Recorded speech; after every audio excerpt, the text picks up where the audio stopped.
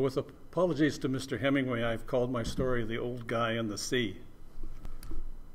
The sky is still dark when my internal alarm goes off. Wake up, sleepyhead, there's fish to be caught. My tired old body fights back briefly, but the alarm will not be silenced. A quick breakfast, and I gather up my gear and head for the water.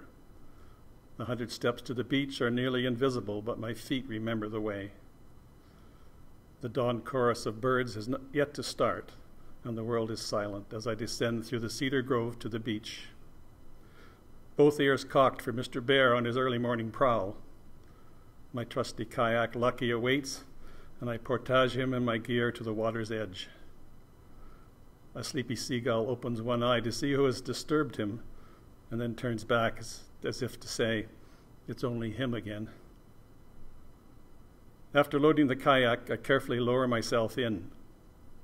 It's this transfer of weight from legs to bum that is the perilous moment when imprudent paddlers often find themselves underwater. Safely aboard, I take that delicious first stroke and head off to the fishing grounds. There's a hint of dawn when I reach the spot where the early morning salmon feed.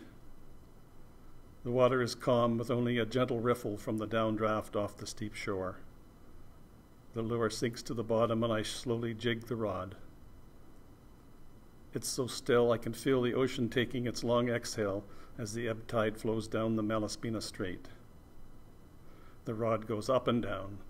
My breath goes in and out, in and out. My thoughts flow freely in the morning mist. If my family could say one thing about me other than my distinguished good looks or my charming nature, it would likely be my intense, some would say obsessive love of fishing.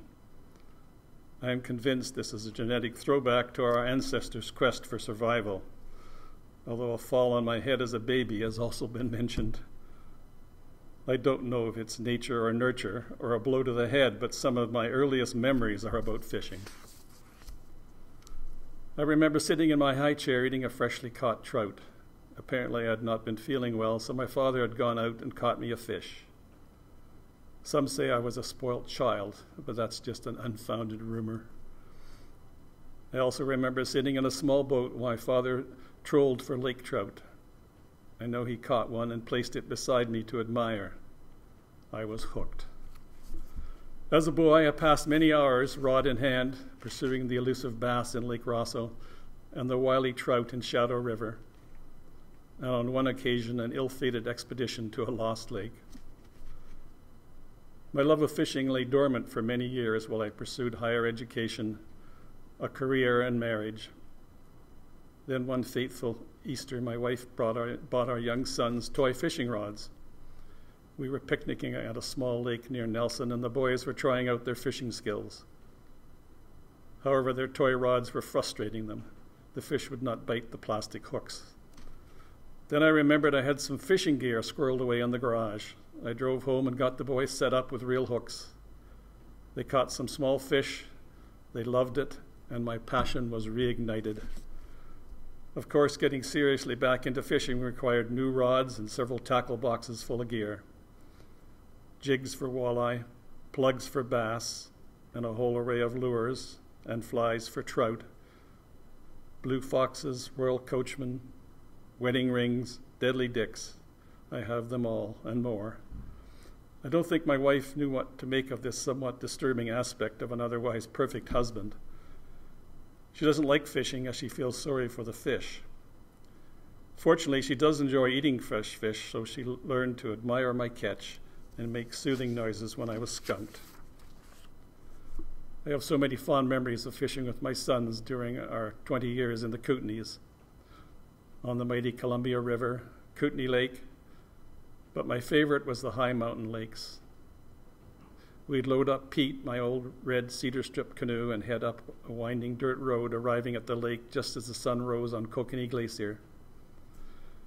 Then we'd spend a joyful day with a lake full of hungry cutthroat trout. We'd get back home in time to fry up several pans of fresh fish for the whole family, including the cats. When we retired and moved to the coast, my addiction came along with me.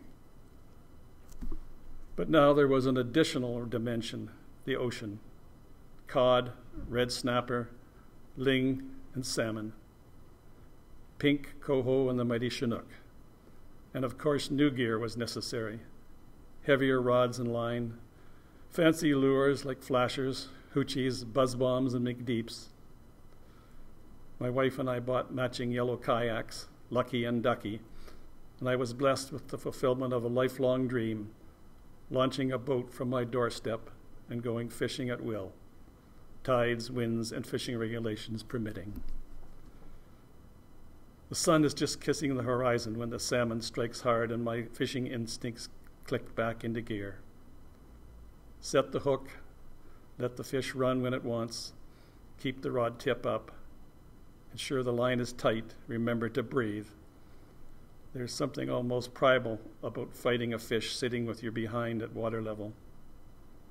The fish often wins. But if I get it in the net, I feel the satisfaction of knowing there's fresh fish for dinner tonight for my wife and I and several neighbors. If the fish gets off, I wish him Godspeed. Drop the lure back into the deep and jig, up, down. My seagull friend circles around checking my piscatorial skills. Finding them wanting, he flies away. And a lone seal surfaces and fixes his sad eyes on me. No free meal for him. The sea pauses before it begins its long inhale with the incoming tide. In a yellow kayak, an old man and a boy are together again in one skin. They breathe in and out, and the sea whispers to them, all is well, all is well.